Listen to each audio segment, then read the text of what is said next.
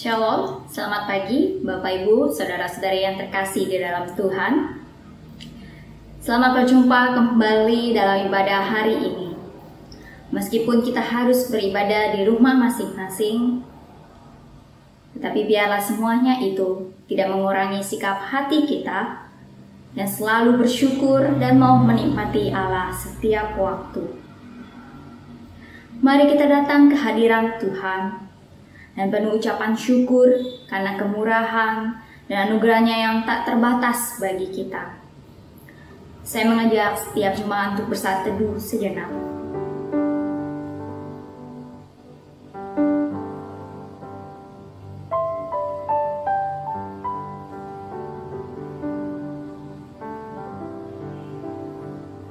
Banyaklah yang telah Kau lakukan, ya Tuhan Allahku. Perbuatanmu yang ajaib dan maksudmu untuk kami. Tidak ada yang dapat disejajarkan dengan Engkau. Sungguh kami mau bersyukur buat kasih setiamu atas hidup kami. Mari kita mengangkat pujian. Ku bersyukur Bapa.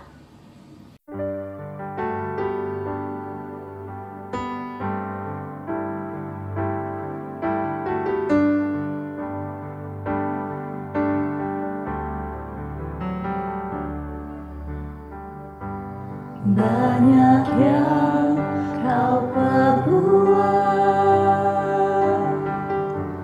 di dalam hidupku. Rancangan indahmu terjadi di hidupku. Bapa yang mengerti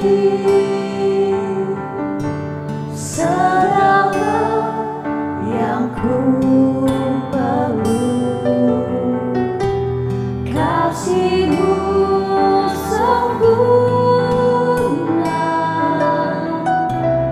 nyata dalam hidupku. Ku bersyukur Bapa, ku bersyukur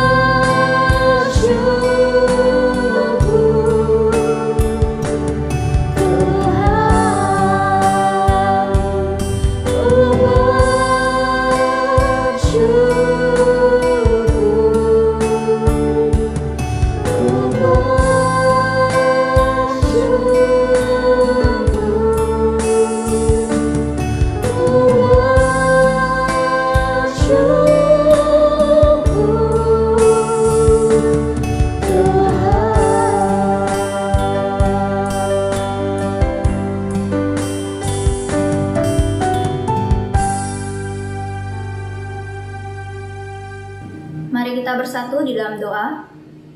Tuhan, terima kasih untuk kasih setiamu, untuk penyertaan-Mu di sepanjang hari kami ya Tuhan, sehingga saat ini kami boleh bersama-sama duduk dia menikmati hadirat-Mu ya Tuhan. Kami siap untuk memuji Engkau, kami siap menyembah Engkau, menyenangkan hati Engkau ya Tuhan, dan terlebih kami mau mendengarkan kebenaran firman Tuhan. Berkatilah ibadah ini ya Tuhan, kiranya boleh dapat berjalan dengan lancar ya Tuhan. Berkati setiap kami di rumah kami masing-masing. Terima kasih ya Tuhan, kami serahkan ibadah kami hari ini dalam tangan-Mu dari awal, pertengahan hingga akhirnya. Hanya di dalam nama Tuhan kami Yesus Kristus, Allah kami yang hidup, kami mengucap syukur. Amin. Bersukacitalah karena Tuhan, hai orang-orang benar, dan nyanyikanlah syukur bagi namanya yang kudus. Nama Yesus, menara yang kuat. Nama Yesus, kota benteng yang teguh. Nama Yesus, kalahkan semua musuh. Nama Yesus di atas segalanya. Mari bersama kita naikkan pujian, bangkit serukan nama Yesus.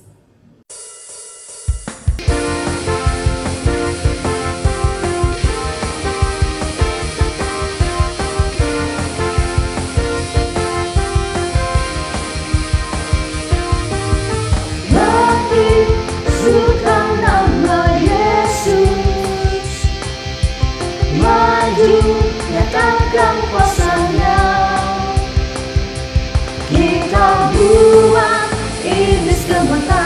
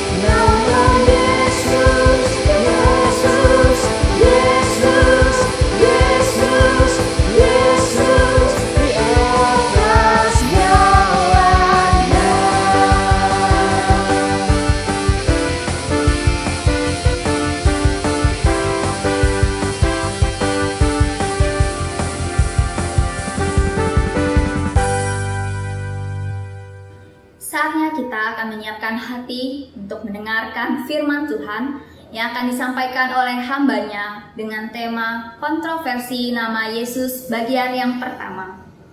Mari kita sambut firman Tuhan dengan satu pujian, Aku datang dan ku bersujud.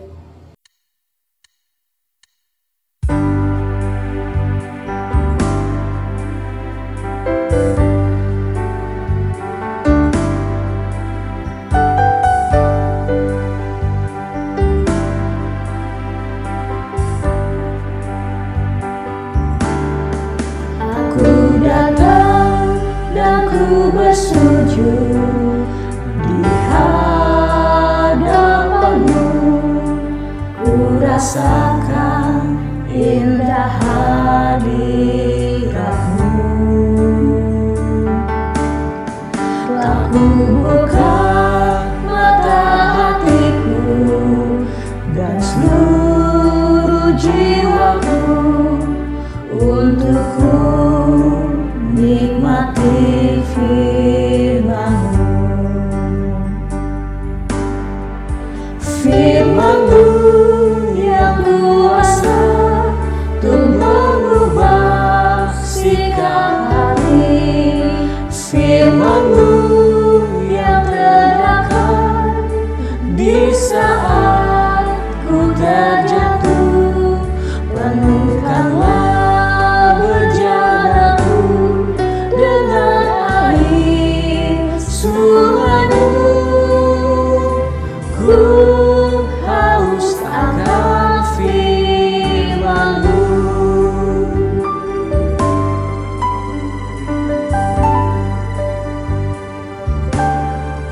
Aku datang dan ku bersujud di hadapan-Mu.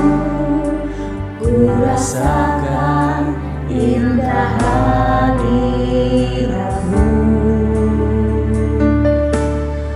Telah ku buka mata hatiku dan seluruh jiwaku untuk ku nikmati firman-Mu.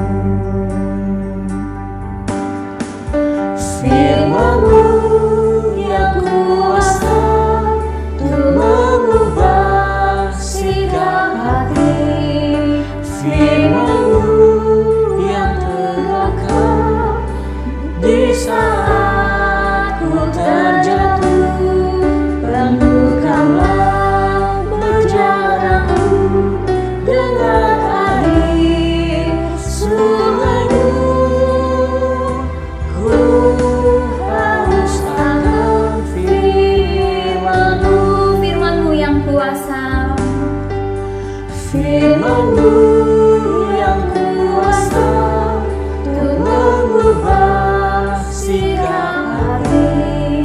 Firman-Mu yang terdekat di saat ku terjatuh.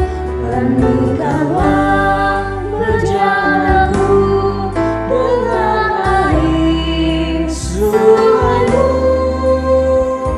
Ku haus akan firman-Mu. ku haus akan firman-Mu. Ku haus akan firman-Mu. Ku haus akan firman-Mu.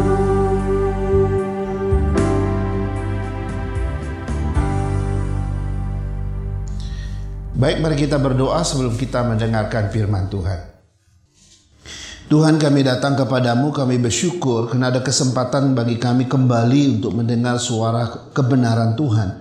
Kami membutuhkan firman sebagai pelita, sebagai terang bagi jalan dan kaki kami. Kami tahu bahwa tanpa firman kami tidak mungkin berjalan di dalam kegelapan dunia ini.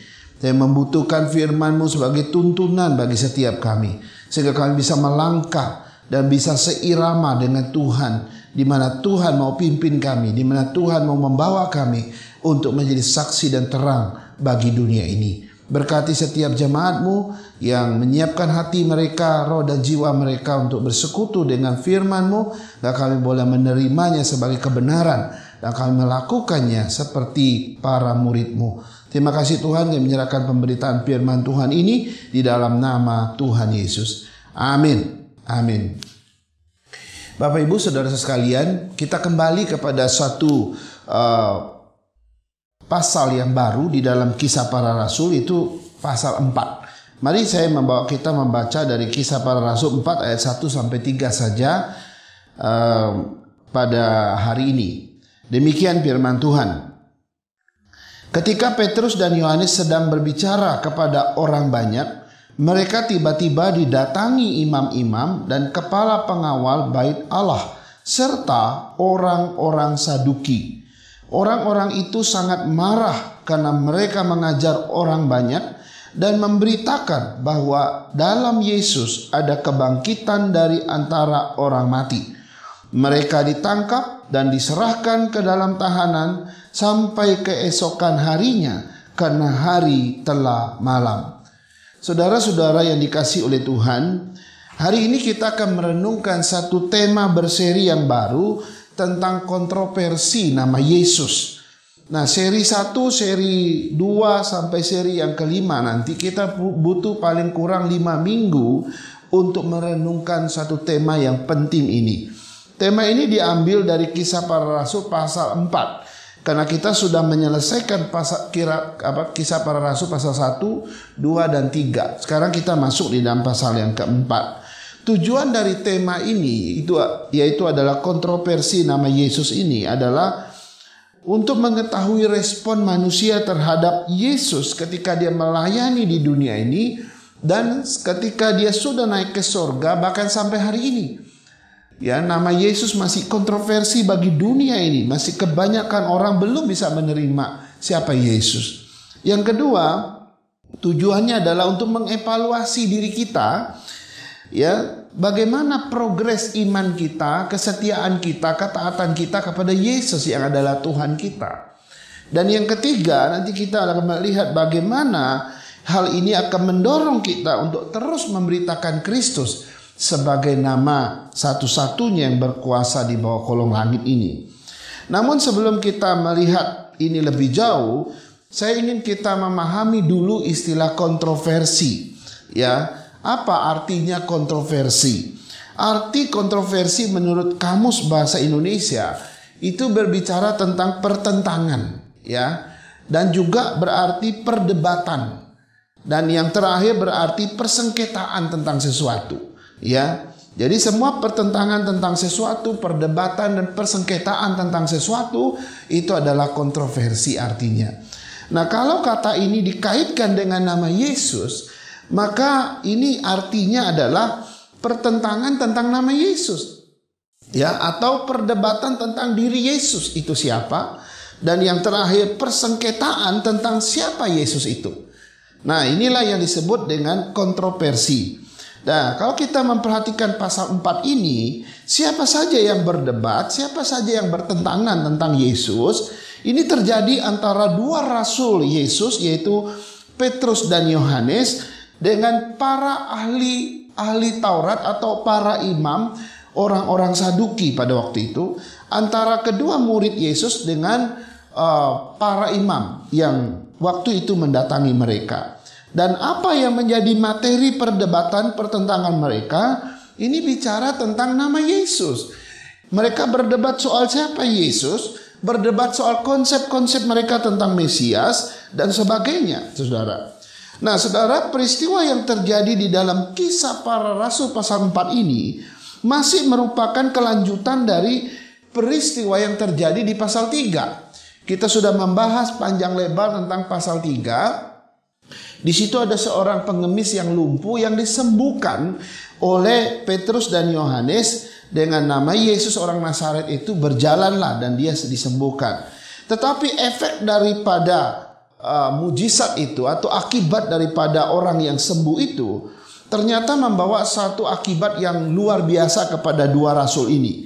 Yaitu tiba-tiba kedua rasul ini, Petrus dan Yohanes, didatangi para imam, didatangi para orang-orang Saduki, didatangi oleh kepala pengawal bait Allah.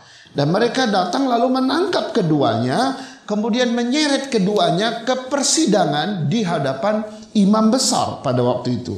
Nah, selama proses persidangan inilah muncul begitu banyak perdebatan, muncul begitu banyak pertentangan, persengketaan tentang siapa Yesus, tentang siapa diri Yesus.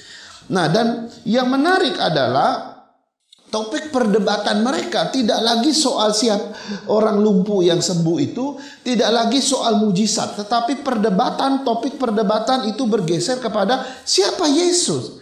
Ya, siapa nama Yesus itu? Ini menarik, Bapak Ibu. Nah, saudara-saudara sekalian, memang Yesus adalah seorang yang paling kontroversi di sepanjang sejarah manusia di muka bumi ini. Satu-satunya orang yang sangat kontroversi sepanjang sejarah adalah Tuhan Yesus. Ya, asal usulnya saja sudah kontroversi. Kelahirannya kontroversi, pelayanannya kontroversi, apa yang dia ucapkan kontroversi, apa yang dia katakan kontroversi, apa yang dia lakukan kontroversi, ajarannya kontroversi, namanya sendiri kontroversi, statusnya, janji-janjinya, semuanya kontroversi. Tidak ada satupun di dalam diri Yesus yang tidak kontroversi sedemikian hebatnya. Kenapa bisa demikian, Bapak Ibu? Itu karena Yesus adalah Allah, sedangkan kita manusia. Sangat mungkin terjadi kontroversi karena kita adalah yang dicipta oleh Yesus yang adalah pencipta. Dan ini adalah suatu hal yang menarik karena nggak mungkin kita bisa mengerti pola pikir Tuhan secara detail dengan segala keterbatasan kita. Sehingga kontroversi itu sangat mungkin terjadi karena Yesus bukan berasal dari dunia ini. Dia berasal dari kerajaan sorga. Dan kita berasal dari dunia. Saudara-saudara, masih banyak lagi kontroversi tentang Yesus. Tapi hari ini kita akan melihat dua poin pertama tentang kontroversi Yesus di dalam Kisah Rasul pasal 4. Mari kita lihat yang pertama. Kontroversi yang pertama adalah ini bicara tentang kemesiasan Yesus. Bahwa Yesus itu Mesias. Ayat 1 dan ayat 2a berkata begini. Ketika Petrus dan Yohanes sedang berbicara kepada orang banyak, mereka tiba-tiba didatangi imam-imam dan kepala pengawal bait Allah serta orang-orang Saduki. Orang-orang itu sangat marah karena mereka mengajar orang banyak. Saya stop di situ dulu. Harusnya masih ada ujungnya. Itu bagian kedua. Saudara, dikatakan bahwa orang-orang itu, yaitu para imam, orang Saduki, pengawal bait Allah, marah besar kepada kedua rasul ini, yaitu kepada Petrus dan Yohanes. Kenapa mereka bisa marah besar? Ya, dikatakan karena Petrus dan Yohanes mengajar orang banyak. Loh, memang ada masalah apa? Kok mereka bisa marah hanya karena ngajar orang banyak? Kalau ngajar orang sedikit, apa mereka gak marah? Hanya karena ngajar orang banyak lalu marah. Sebenarnya poinnya bukan di situ, Bapak Ibu. Yang membuat mereka marah, yang menjadi sumber kemarahan mereka adalah isi ajaran daripada Petrus dan Yohanes. Nah, apa isi ajaran daripada Yohanes dan Petrus sehingga mereka marah terhadap keduanya? Nah, kita harus kembali ke pasal 3. Karena disitulah khotbah Petrus disampaikan dengan 15 ayat yang saya pernah katakan. Kalau kita melihat 15 ayat khotbah daripada Petrus, maka kita menemukan ajaran yang disampaikan oleh Petrus itu minimal ada 6. Ya, di dalam isi khotbah Petrus itu kepada orang banyak pada waktu itu di pasal 3, dia katakan bahwa Yesus itu sudah dijanjikan kepada nenek moyang mereka, yaitu kepada Abraham, Ishak dan Yakub. Jadi nenek moyang orang Israel sudah tahu akan kedatangan siapa itu Yesus. Yang kedua, Yesus itu sudah dinubuatkan oleh perantaraan para nabi dan perjanjian lama. Yang ketiga, ajaran mereka adalah Yesus itu adalah yang kudus dari Allah. Wow, ini ajaran yang tidak pernah para imam dengar, saudara-saudara. Yang keempat, Yesus itu disebut sebagai yang memimpin kepada kehidupan. Lalu yang kelima, ia bisa menghapus dosa manusia. Wah, kalau dia bisa menghapus dosa manusia, berarti Yesus ini siapa? Dan yang terakhir, ia diutus oleh Allah. Saudara, dari 6 ajaran Petrus dan Yohanes kepada orang banyak itu yang membuat para imam marah, orang Saduki marah kepada mereka, ternyata kesimpulannya 2. Isi ajarannya sebenarnya adalah Yesus itu Mesias. Yesus itu Mesias yang sudah dijanjikan, yang sudah dinantikan berpuluh-puluh tahun oleh bangsa Israel. Yang kedua, intinya adalah Yesus itu adalah Allah yang menghapus dosa manusia. Saudara-saudara, mendengar ajaran Yesus itu Mesias, Yesus itu adalah Allah, para imam orang Saduki pengawal bait Allah marah besar kepada Petrus. Karena apa? Karena mereka tidak percaya Yesus itu Mesias. Mereka percaya Mesias yang akan datang bukanlah seperti Yesus. Karena itu mereka, apa yang mereka percaya dengan yang dikatakan oleh Petrus itu sesuatu yang sangat berbeda bagi mereka. Karena itu mereka menolak ajaran itu dan mereka marah besar. Bagi mereka Yesus itu hanyalah anak seorang tukang kayu. Bahkan ada tuduhan kalau Yesus itu adalah anak dari zina sebenarnya. Ini tuduhan para imam, para orang Saduki kepadanya. Dari mana kita tahu? Yohanes 8 ayat 41. Dikatakan begini, kamu mengerjakan pekerjaan bapakmu sendiri. Tapi jawab mereka, ini para imam, para orang Saduki, kami tidak dilahirkan dari zina. Bapak kami satu, yaitu Allah. Saudara, kalau orang ngomong seperti ini, itu sama dengan ketika orang ngomong seperti ini. Kami ini murni loh. Kami ini betul-betul dari Tuhan loh. Kami dilahirkan bukan dari zina loh, tapi kamu itu dari zina loh. Kenapa? Karena mereka menuduh Yesus lahir sebelum pernikahan orang tuanya. Sehingga mereka nggak bisa terima kalau Yesus itu Mesias. Mereka nggak bisa terima kalau Yesus itu Tuhan. Karena itu mereka sangat marah ketika mendengar hal ini. Saudara, konsep Mesias bagi orang Saduki, bagi para imam pada waktu itu adalah Mesias itu akan datang untuk membebaskan bangsa Israel secara politik. Membebaskan bangsa Israel dari penjajahan kerajaan Romawi pada waktu itu. Dan dia akan menjadi pemimpin politik yang sangat ditakuti dan disegani. Itu konsep Mesias bagi mereka. Tapi begitu mereka mendengar konsep Mesias dari Petrus dan Yohanes, saudara-saudara, para orang Saduki, orang imam-imam ini langsung marah terhadap mereka.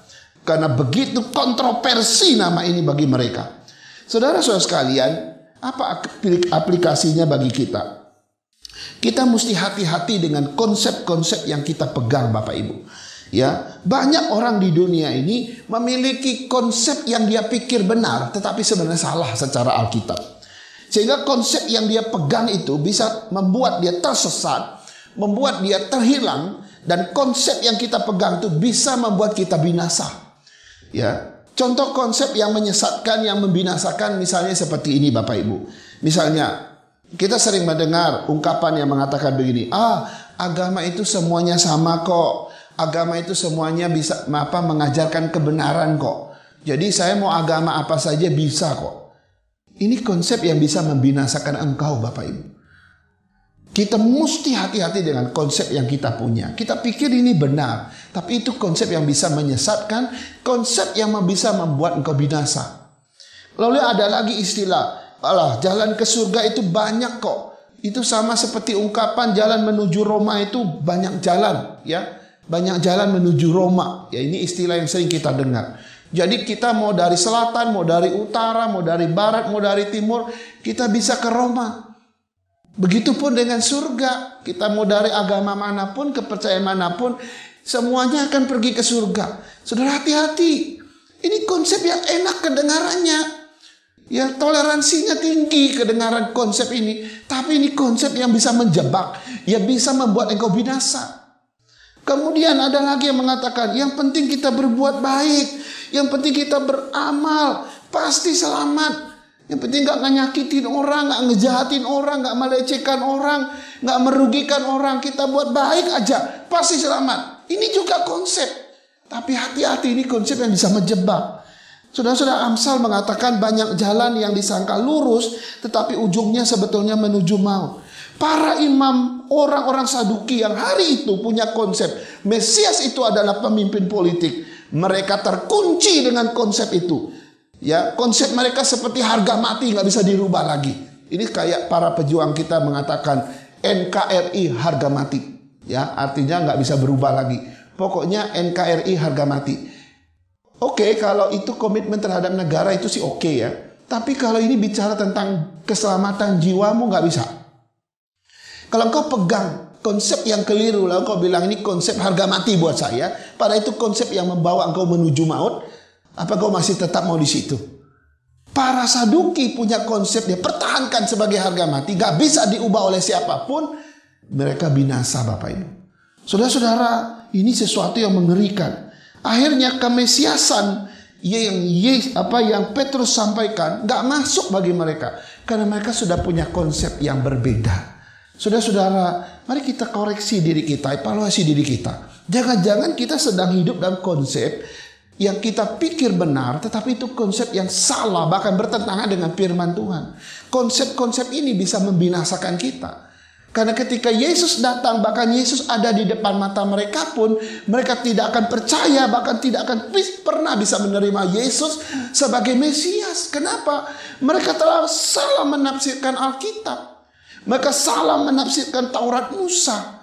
Mereka salah menafsirkan kitab para nabi. Lalu melahirkan satu konsep yang keliru. Mereka pikir Mesias itu dengan konsep mereka. Padahal konsep yang disampaikan tidak sedemikian. Karena itu ini menjadi penting bagi kita. Mari kita hidup dengan konsep yang benar. Lihat firman Tuhan. Firman Tuhan katakan apa? Konsep firman Tuhan seperti apa? Hidup di atas itu. Itulah konsep yang menyelamatkan. Bukan konsep yang ujungnya menuju maut. Sekarang kita lihat kontroversi yang kedua. Itu ada di dalam ayat 2 bagian B. Kontroversi yang kedua adalah ayat 2 bagian B. Orang-orang itu sangat marah karena mereka mengajar orang banyak. Nah ini dia. Dan memberitakan bahwa di dalam Yesus ada kebangkitan dari antara orang mati. Kontroversi yang kedua tidak hanya bicara Yesus adalah Mesias, tapi juga kontroversi yang kedua adalah ajaran tentang kebangkitan di dalam Kristus. Saudara-saudara, sumber kemarahan mereka yang kedua adalah ketika Petrus mengatakan di dalam Kristus ada kebangkitan. Saudara-saudara sekalian, konslet lagi mereka di sini. Kontroversi lagi terjadi di sini. Kenapa bisa terjadi? Sekali lagi saya mau katakan bahwa ajaran yang disampaikan para rasul berbeda dengan ajaran yang orang Saduki pegang. Berbeda dengan ajaran yang para imam yang marah itu. Berbeda dengan ajaran orang-orang yang membenci Yesus pada waktu itu. Nah, perlu kita pahami lebih dulu apa sih ajaran mereka. Saudara, di dalam keagamaan orang Yahudi ada dua golongan yang berbeda pandangan soal kebangkitan. Orang Farisi dengan orang Saduki itu berbeda pandangan soal yang namanya kebangkitan. Orang Farisi percaya ada kekekalan, ada kehidupan setelah kematian. Tapi orang Saduki tidak percaya ada kekekalan, tidak percaya ada kehidupan setelah kematian. Wah, ini perbedaan dua golongan ini luar biasa. Lalu yang kedua, perbedaan kedua adalah orang Farisi karena dia percaya ada kekekalan, ada kehidupan setelah kematian, maka orang Farisi percaya juga ada kebangkitan setelah kematian. Nah, orang Saduki juga berbanding lurus. Pertama tadi dia nggak percaya ada kehidupan, dia tidak percaya ada kekekalan setelah kematian. Sekarang dia juga tidak percaya ada kebangkitan setelah kematian. Itu sebabnya orang Saduki marah besar ketika Petrus dan Yohanes mengatakan di dalam Yesus ada kebangkitan. Tapi sebelum itu kita mau tahu dulu, siapa golongan orang Saduki ini sebenarnya? Saudara, orang Saduki sebetulnya adalah orang-orang awam yang memiliki status sosial di kalangan bangsa Yahudi, lalu mereka menduduki kedudukan politik dan kedudukan penting dalam keagamaan orang Yahudi, termasuk para imam, kedudukan sebagai imam. Banyak orang Saduki juga jadi imam, tidak hanya orang Lewi, ya. Orang Saduki pun jadi imam pada waktu itu. Jadi mereka adalah orang-orang awam yang kaya, mereka adalah orang-orang tuan tanah pada zaman itu, mereka adalah orang-orang yang terlibat di dalam politik, dan mereka juga adalah anggota dari Sanhedrin. Sanhedrin adalah dewan tertinggi orang Yahudi. Nah, tidak hanya itu, mereka juga mau menjadi imam dan sebagian besar menjadi imam. Jadi mereka memiliki suatu golongan yang disebut golongan garis keras daripada orang Yahudi yang menentang siapapun kalau nggak sesuai dengan konsep mereka. Bahkan seringkali orang Saduki bertentangan dengan orang Farisi. Nah, ketika mereka mendengar konsep bahwa ada kebangkitan di dalam Kristus, mereka orang pertama yang marah besar terhadap Petrus dan Yohanes.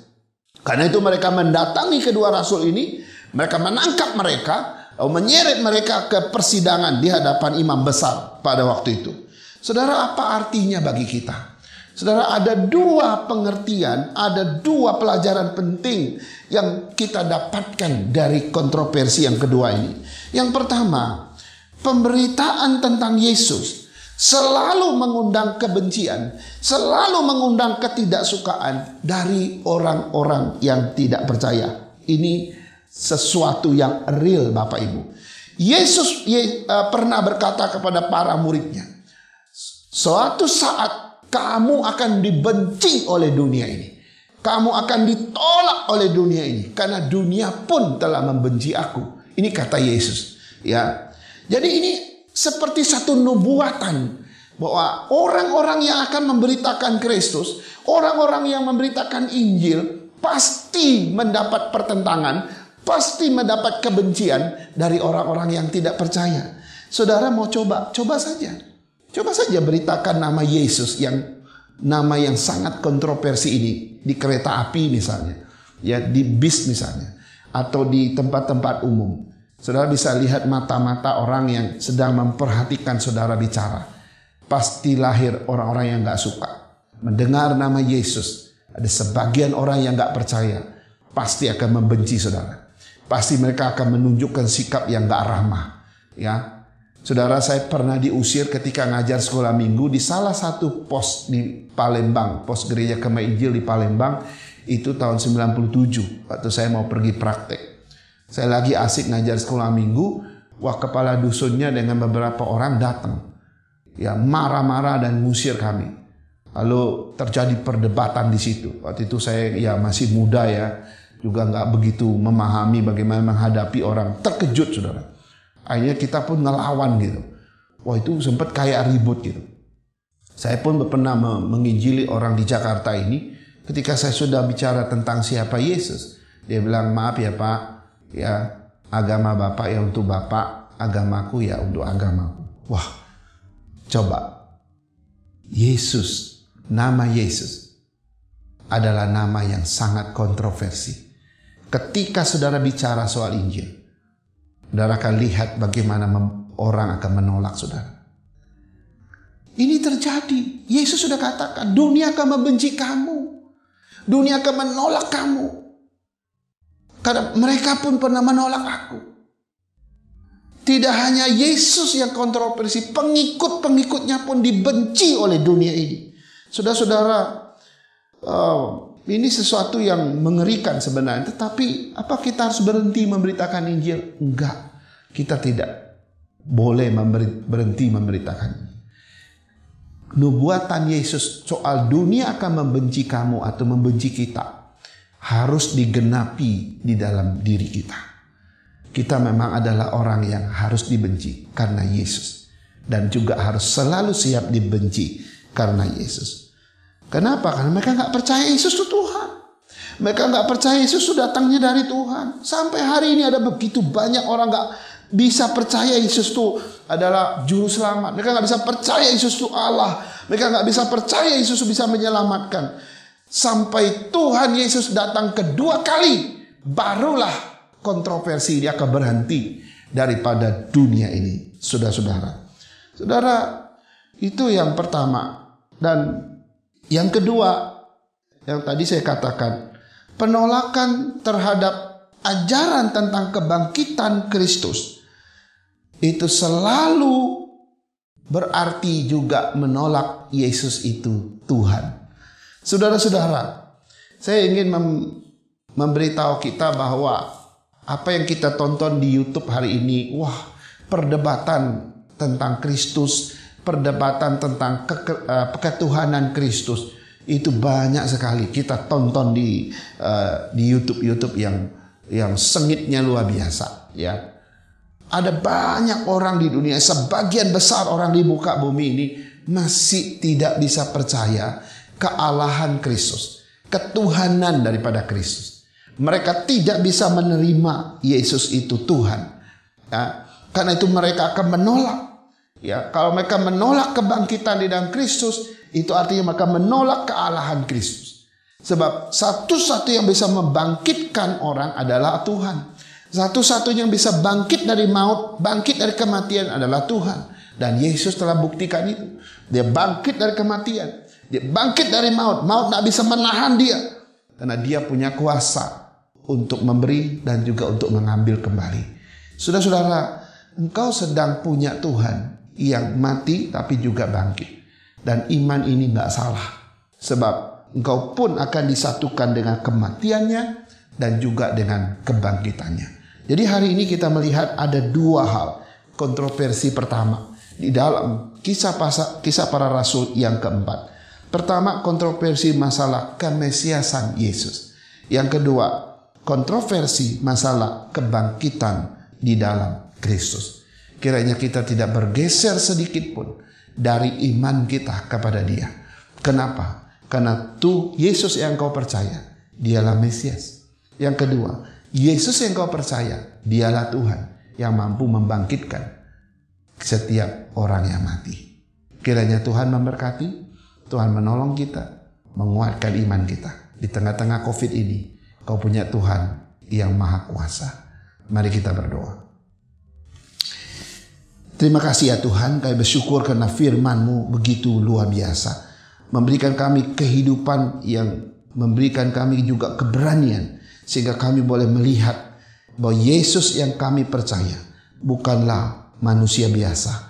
Dia adalah Mesias yang sudah lama dijanjikan, yang sudah lama dinubuatkan di dalam Alkitab. Dan Dialah Mesias yang adalah Allah sendiri.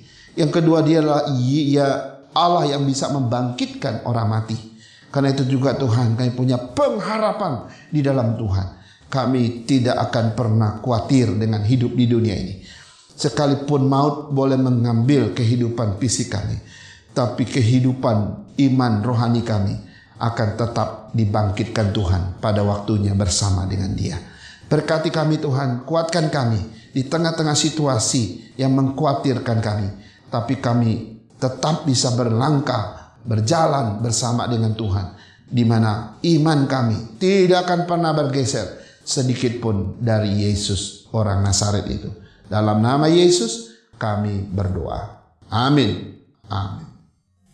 Terima kasih kepada hambanya yang sudah menyampaikan kebenaran firman Tuhan. Tuhan memberkati pelayanan hambanya. Mari kita responi firman Tuhan yang telah disampaikan dengan menaikkan satu pujian. Ku suka mengabarkan Injil.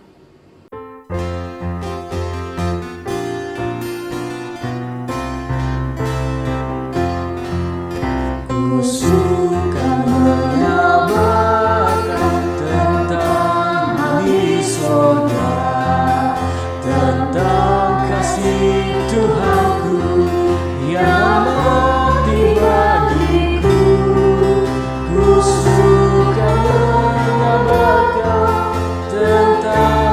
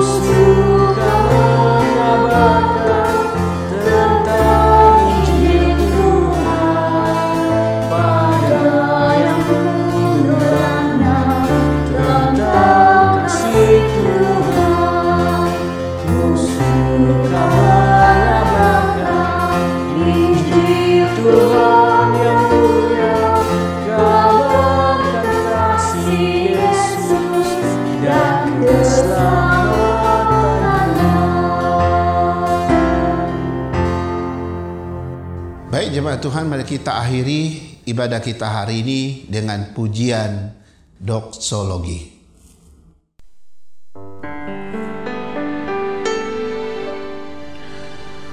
Puji Allah Bapa Putra, puji Allah Roh Kudus, ketiganya yang esa, pohon sama sumber berkah.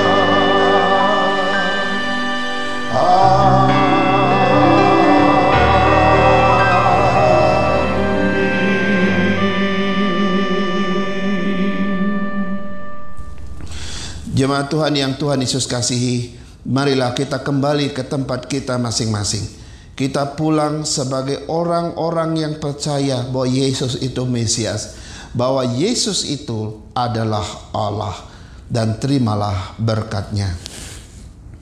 Kiranya kasih dari Allah Bapa kita, anugerah dari Tuhan kita Yesus Kristus, penghiburan, penyertaan, dan pemeliharaan dari Allah Roh Kudus, kiranya menyertai dan memimpin kita hari ini, besok, dan seterusnya sampai hari Maranatha.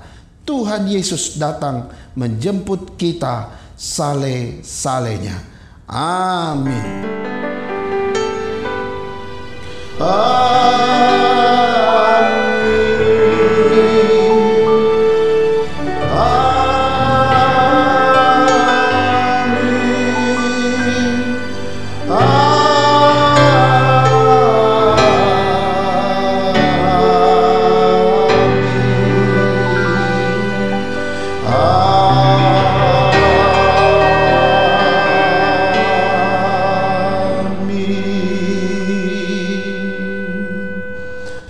Amin. Ibadah kita selesai. Saat teduh, Tuhan Yesus memberkati.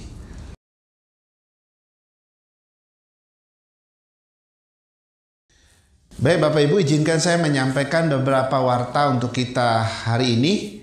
Pertama, kami ucapkan selamat datang, selamat beribadah, selamat berhari Minggu kepada Bapak Ibu, saudara-saudara sekalian. Doa kami, ibadah online kita memberkati Bapak Ibu dimanapun berada, terlebih menguatkan, menghibur, dan menumbuhkan iman kita di tengah-tengah situasi yang sedang kita hadapi hari ini. Yang kedua, kami terus mengingatkan tentang jadwal-jadwal ibadah kita. Kamis ada kebaktian doa, tapi untuk Kamis yang akan datang ini adalah Kamis yang minggu keempat. Jadi kita setiap Kamis minggu keempat kita adakan persekutuan faith, ya. Jadi kita akan menggunakan aplikasi Zoom seperti bulan yang lalu. Semua keluarga harus hadir, kita bisa berinteraksi, saling tatap muka lewat Zoom, lalu nanti kita berdoa bersama-sama. Jadi tolong diingat, Kamis minggu ini kita akan memakai aplikasi Zoom untuk bertemu bersama-sama dengan acara yang khusus bagi kita semua. Ya, kemudian hari Sabtu jangan lupa anak-anak muda kita, Persekutuan Pemuda, setiap malam minggu pukul 19.00, dan anak remaja kita atau pra remaja kita itu sebelum pemuda itu Sabtu pukul 17.30. Kemudian hari Minggu seperti biasa anak sekolah minggu kita pukul 9 pagi. Mari Bapak Ibu dukung ya anak-anak kita yang masih kecil, bangunkan mereka, siapkan mereka untuk berelasi dengan Tuhan. Nah, lalu jam 10.30 ibadah umum seperti biasa, ajaklah keluarga, sanak saudara untuk mengikuti, atau orang-orang yang kesulitan ibadah, Bapak Ibu bisa membagikan link ibadah GP Kris kepada mereka secara online. Lalu kami juga mengucapkan terima kasih kepada Bapak Ibu yang dengan setia memberikan persembahan atau perpuluhannya. Ya, Bapak Ibu yang akan terus mendukung pelayanan ini, Bapak Ibu juga bisa mentransfer uang persembahan perpuluhan itu di rekening gereja di bawah ini. Kiranya Tuhan memberkati kita. Selamat berhari Minggu. Tuhan Yesus menyertai sepanjang minggu, sepanjang perjalanan, kegiatan, dan juga aktivitas kita. Kami percaya Tuhan bersama dengan Bapak Ibu di rumah. Terima kasih. Sampai bertemu hari Minggu yang akan datang.